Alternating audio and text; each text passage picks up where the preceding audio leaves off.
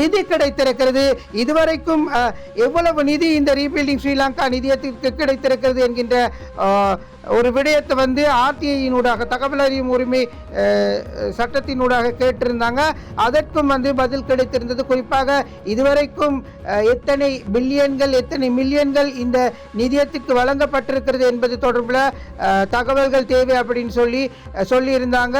இந்த தகவலுக்கு அமைய அந்த www.rebuildingSriLanka.gov.lk என்கின்ற இணையதளத்தினூடாக வெளியிட்டிருக்கப்படக்கூடிய தகவல் அடிப்படையில் 2026 பிப்ரவரி மாதம் 10ஆம் தேதி வரைக்கும் 6.072 பில்லியன்கள் வந்து நிதி உதவியாக கிடைத்திருப்பதாக சொல்லப்படுகிறது.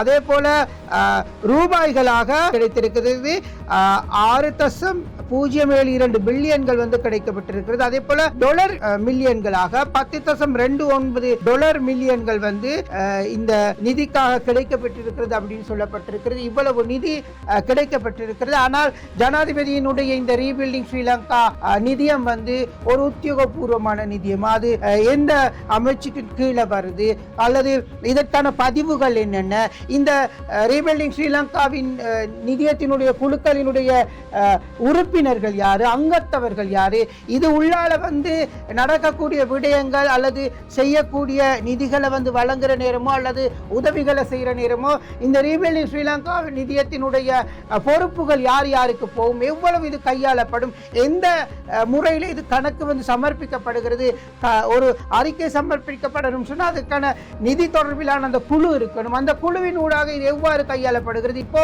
இது 3 மாதங்கள் கடந்துட்டது. டிட்வா சூறாவளி நாட்டை தாக்கி 3 மாதங்கள் கடந்துட்டது.